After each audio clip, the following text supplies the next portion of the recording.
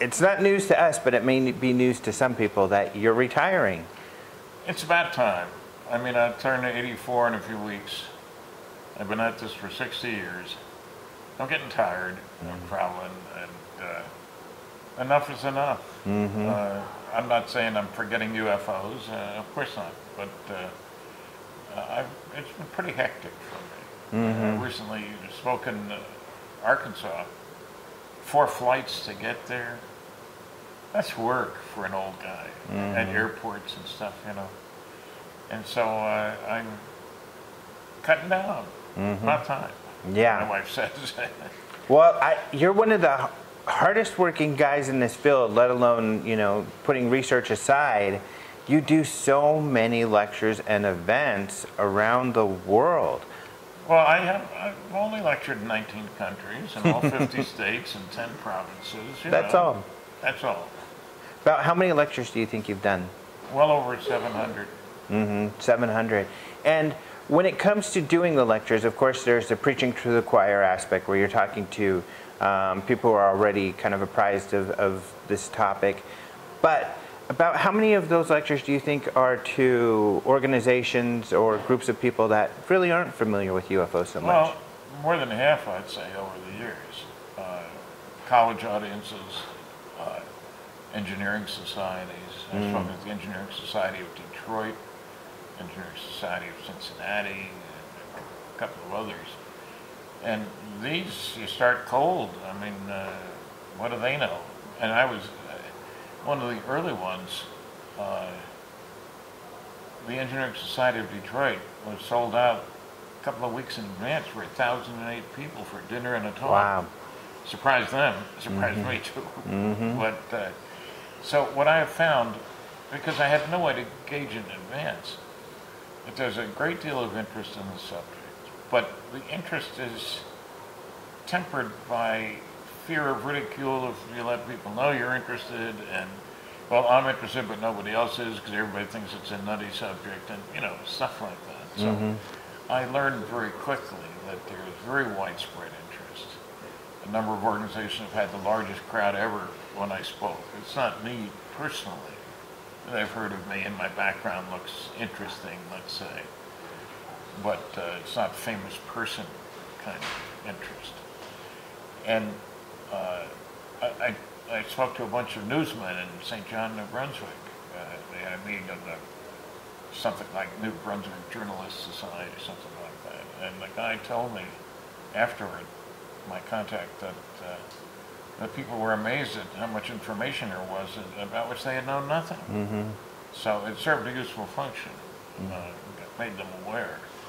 And remember, my role is to educate, not convince. That is, I'm not trying to make people wildly pro-UFO. I'm trying to make them aware that there's a lot of good, solid information here that most people don't know about. And especially with the press, you want them to be aware of that information. I mean, they think, you know, a case or 2 or 3 or 4, and I talk about cases of cases, you know, large-scale scientific studies. And I've tried on occasion, I'll talk about, say, Blue Book Special Report 14, biggest study ever done, information on 3,201 cases and so forth. But the important thing is I find out that fewer than 5% of the people have read it. And the same with most of the other big studies. So I'm trying to make people aware that, you know, we're not talking about individual cases. We're talking about a lot of events that have been investigated seriously. You know, there is a body of data. Don't undersell it. Don't say, well, there's nothing there but a few people talking about having seen a light in the sky. Well, there's a lot more to it than that. And that's why I refer to documents, not only Blue Book Special Report 14, but even the Condon Report, supposedly all negative. Well, 30% of their cases couldn't be identified. Yesterday I talked about Claude Poher, who was influenced by the Condon Report to begin UFO studies in France, which continue to this day. Yeah. Well, you know, people ask the wrong question. It's not, are all UFOs alien spacecraft? The question is, are any? You know, and we're accustomed to that. As a nuclear guy, are all isotopes fissionable? No, of course not. Give me the one that is. I don't care about the ones that aren't. You know? So it's the same with UFOs. Yes, most items can be explained. Let's look at the ones that can't be. They're the ones that matter. What are their characteristics? And the thing is that people jump to conclusions, the noisy negativists. You know, the whole question, can you get here from there? In the first place, why would you assume that if you can get here from there, you would know about it? If you're not working in that area, if you haven't looked at the evidence, and maybe using techniques about which you're totally unaware. Now, I have a different background. I worked on nuclear rocket engines, real ones. I worked on far out systems, nuclear aircraft, fusion rockets, stuff like that. So I know that there have been programs conducted dealing with far out stuff. And, you know, I hear people on occasion say, oh, it would violate the laws of physics. There's not a lot that violates the laws of physics. What it violates is your understanding of what's going on in the world, which may be very limited because you haven't looked enough. Right. So people can, you know, be heard in the background and everything because we are at the Roswell Museum. And this moment right now is particularly special because it's Sunday. It's kind of the wrap-up day of the festival for this year, 2018. And with you retiring, this will be your last visit, annual visit to this festival. Yes. How does that feel? Well, frankly, it's kind of sad. Roswell's been an important part of my life for a long time. And, you know, it's winding down. The old man's taking off. So there's riding off into the sunset kind of thing. I don't feel bad in the sense that, look at the place. You know, they've done a heck of a lot of good stuff. And last year there were 223,000 visitors to the museum. Wow. Which, when you consider Roswell's in the middle of nowhere, is very good. It's not on the way that everybody goes by. So it feels very good. It's something to which I've contributed. It's not well, how sad. I'm sad because I've enjoyed being here, talking to people, educating them, stimulating them, I hope. Sometimes arguing with them, you know. But it's, you know, life is full of milestones. This is a milestone. Okay, I've been there, done that. Now it's time to do something else. Well, I think you're putting it mildly when you say you've contributed to the museum, because really, I think people can argue that Roswell would not be the worldwide well-known phenomena it is if it weren't for you, if it wasn't for your interviewing Jesse Marcel Sr. and then doing follow-up investigation and making that all public. I worked hard at that, right. And I was very favorably impressed with Jesse Marcel Sr. and then with Jesse Marcel Jr. And when you get impressive people with good background, military background, and with clearances and all the rest of that stuff, you don't get to be the intelligence officer for the only atomic bombing group in the world by being some kind of a fool or, you know, that's a measure of capability. They don't appoint idiots to those jobs, you know. So I've been impressed, and I've been impressed even looking at Colonel Blanchard, the head of the 509th at Roswell, basically Marcel's boss. And the noisy negatives, oh, he was a loose cannon. I had one guy say that to me. Well, he went on to be a 4-star general and vice chief of staff of the United States Air Force, and had been head of the not Air Defense Command, a big group like that, with lots of nuclear weapons under him. Again, these are not things. He was West Point, of course, and stuff like that. But it irks me when the debunkers leave out significant aspects of the background of the people. The military, especially post-World War II, with the Russian threat looming, you know, and all that stuff. made a real effort to have top-notch people running their shows.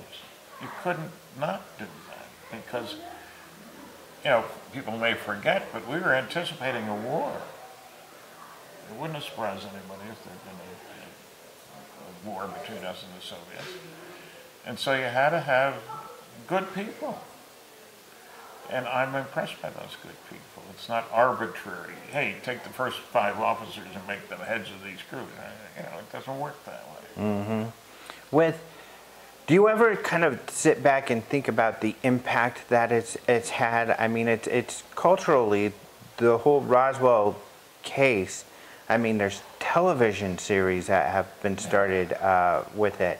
You know, people all over the world coming to the museum, but it's this term. It's almost the one term in ufology that is universally known by people.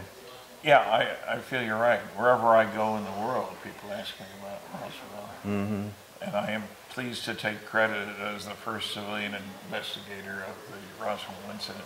And people say, why do you say it that way? I say, well, look, the government didn't ignore Roswell when it happened. They just didn't go public with all their insides of their investigation. You expect them to publish autopsies on the bodies that were recovered? No. And one of the things that I bring to the table is I worked under security for 14 years. I understand how that works. And sometimes you have to keep secrets. I do not think the public is entitled to know everything that's going on. There's an old line, you can't tell your friends without telling your enemies. They listen to the radio too. You know, so. I've been pleased that you might say I put Roswell on the map, so to speak. And I look around this fine library and museum, and I'm pleased about that. If I had something to do with that, good. It gives me satisfaction. We need to look at the stuff that isn't clear-cut in the world, because that's the world of the future. And certainly, we're come at a time where most people are finally getting ready to recognize that we're part of a larger system than just Earth. That there are others out there. And we're not the big shots we'd like to think we are, you know, and all that sort of stuff. And I get a kick out of recent findings that there are 1.6 planets per star. You know, Frank Drake had said there might be 8,000 planets. And now we're talking in Milky Way, 100 million, 100 billion, sorry. That's a few zeros between friends. In other words, our view of the neighborhood has changed drastically. And I think that's very good. We need to wake up to the fact. You know, Copernicus wasn't accepted for 300 years. And of course the sun's the middle of the universe. Everybody knows that. Perfectly obvious, just look around. You can see it every day, you know. So it takes, new ideas come to be accepted, generally speaking. Not because their opponents come to believe in them, but because their opponents die and a new generation grows up that's accustomed to them. So I'm glad to see some of the old guys dying and the new guys coming up who accepted the reality of something new, different, exciting. It's good to be part of that. Speaking of big shots, you are even a bigger big shot than you were coming to town, because the mayor the other day declared July 6th Stanton Friedman Day. How did that feel? It frankly felt very good. Fredericton had a Stanton Friedman Day, my hometown. Right, yeah. So this is your second town with a Stanton Friedman Day. Yeah, and you know, it's nice to be honored before you shuffle off this mortal coil, you know, whatever the phrase is. But it pleases me. I've got an ego, maybe more than most. So it's nice to be recognized. But I must say that I take my my superhero reputation seriously. In other words, I feel like I have to earn it. I have to pitch in and deal with it.